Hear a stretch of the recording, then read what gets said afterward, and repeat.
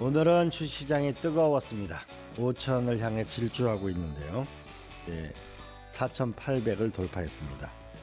그래서 오늘은 세 가지 이슈, 과연 지금이 들어갈 땐가 팔을 땐가, 삼성과 하이닉스 외에 현대자동차는 어떻게 되는 것인가, 또 하나의 주제는 트럼프 대통령이 미국에 투자하지 않으면 관세를 반도체에 100% 물리겠다. 이것의 진실은 어떻게 되는 것인지, 우리 20만 구독자를 자랑하는 슬로운스의 이정환 대표님, 안녕하세요. 네, 안녕하십니까. 네. 먼저 첫 번째 질문은 이게 4,800을 코스튬이 넘었는데요. 이 앞으로 흐름을 요약하면 왜 이렇게 되는 걸까요? 이게 거의 그 올해 들어서 하루에 100씩 올랐죠.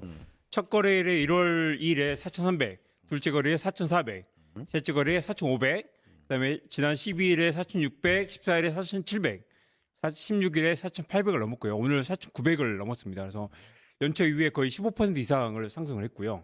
그림 한번 보여주십시오.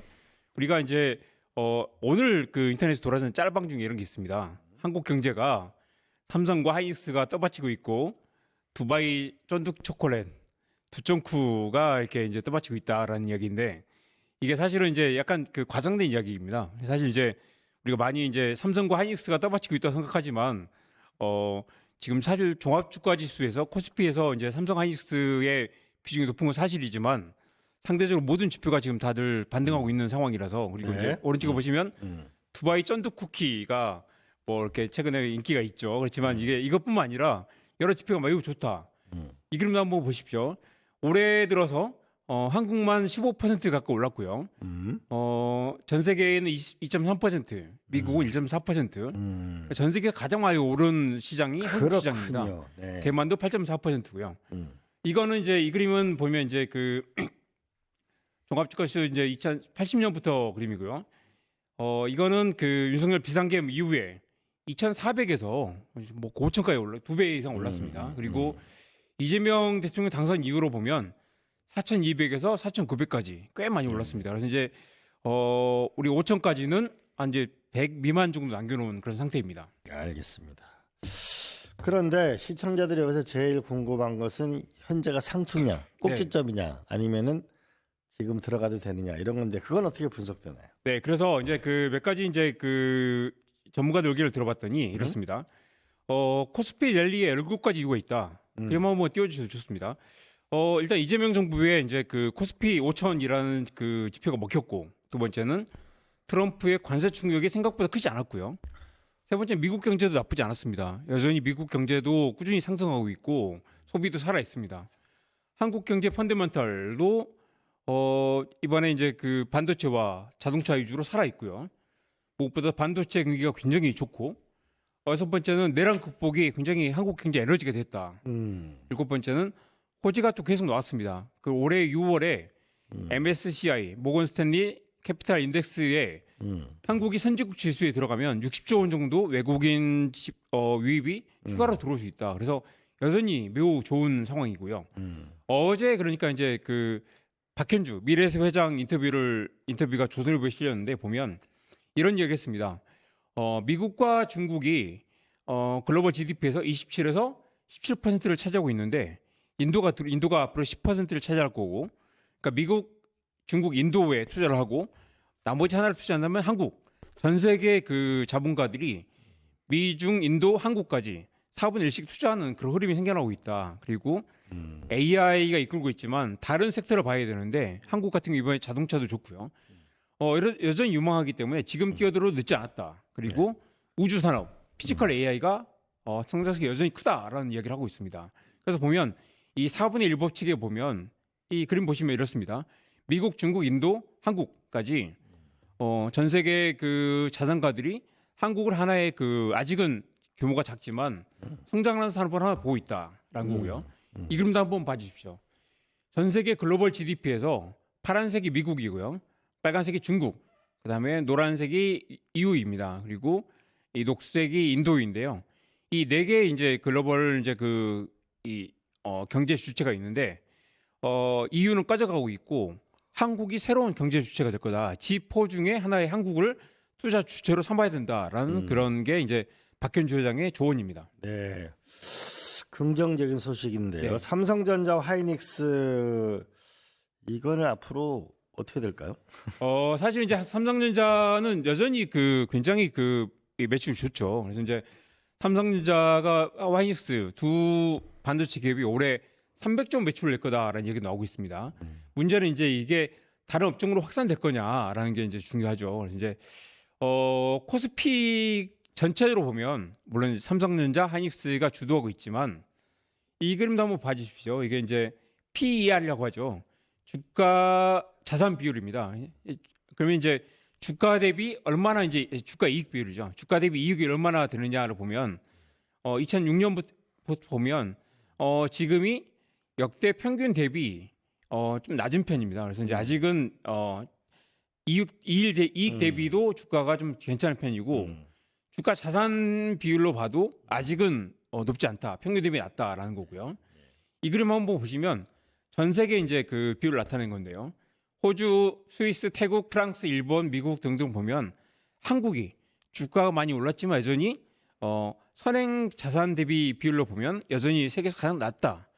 어떻게 보면 세계적으로 가장 주가가 싼 나라 중에 하나가 한국이라고 볼 수 있겠습니다. 아직 오를 여지가 있다 이런 얘기네요. 그리고 또 하나는 외국인 비율을 보면요. 이거 제가 오늘 이제 계산을 해봤는데요. 이 그림 한번 보십시오. 2004년에서 2005년을 보면 외국인들이 한 8조 원을 팔았어요. 네. 그리고 2004년에서 2025년 10월을 보면 21조를 샀습니다. 꽤 네. 많이 샀고요. 또 작년 11월에 14조 원을 와락 팔았습니다. 네.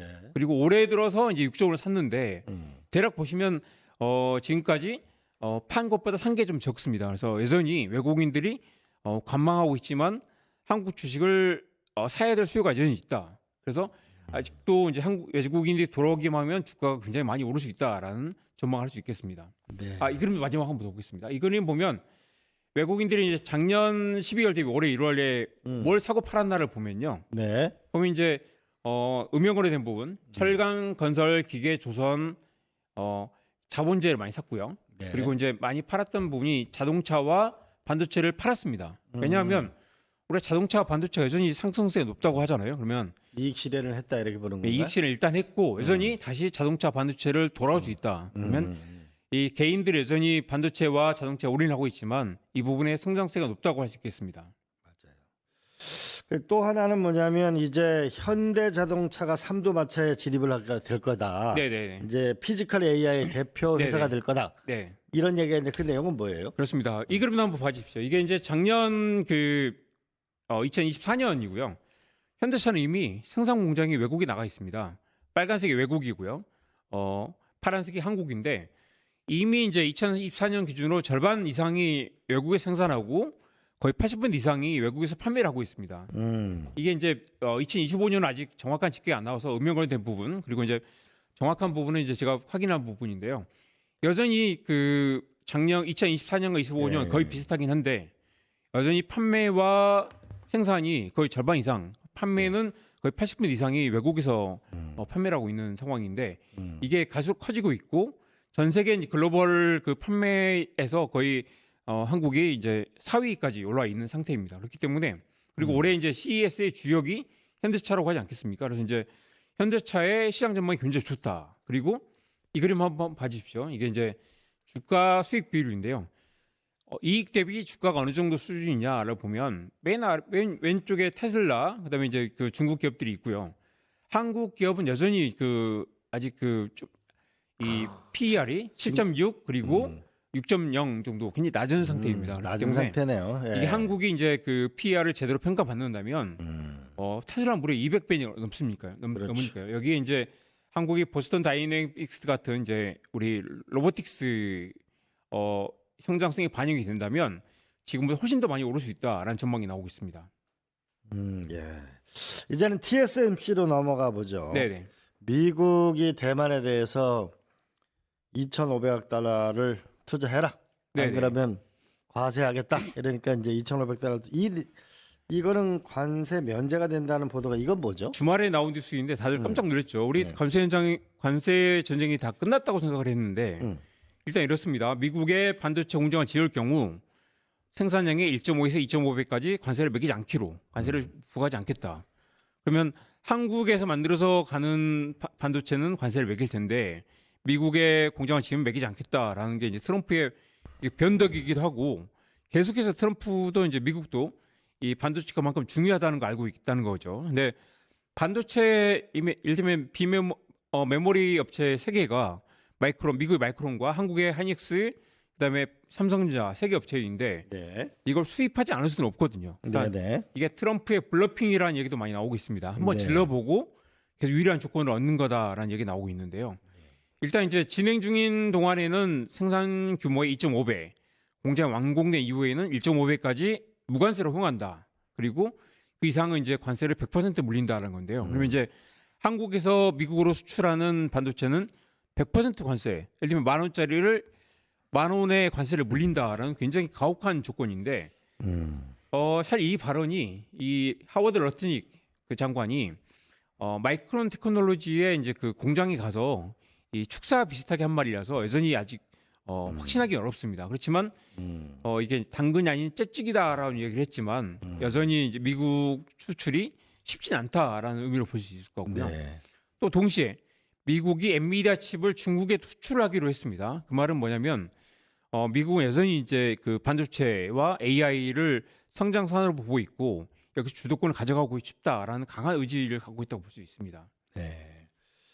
참 갈수록 태산이네 이거는. 네네. 근데 반도체 한국의 트럼프 대통령 반도체에 대해서 국가별로 별도 합의할 것이다. 만약에 투자 안 하면 이제 한국도 이제 거의 압박하고 있는데 네네. 반도체 관세 트럼프 대통령의 블러핑일까요? 아니면 현실일까요?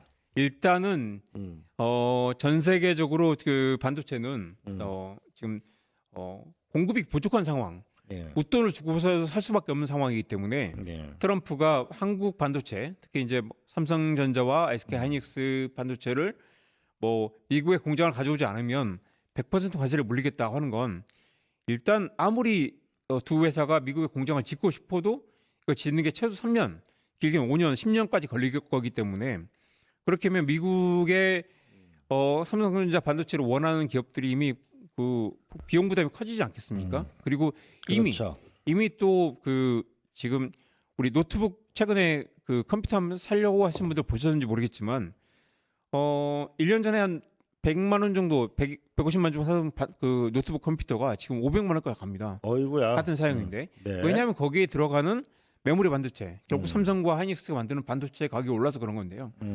이게 그러니까 결코 미국도 이 상황이 유리하지 않다. 미국의 모든 소비와 첨단 산업이 다 같이 위축되고 있는 상황이라서 트럼프가 아무리 블러핑을 하더라도 이게 결국 수요가 부족한 상황이라서 결국 삼성전자와 하이닉스는 결국 제값 팔고 더 비싸게 팔고 돈 없으면 사지 마라라는 그런 정도로 버틸 수 있기 때문에 네. 결코 불리한 상황이 아니다.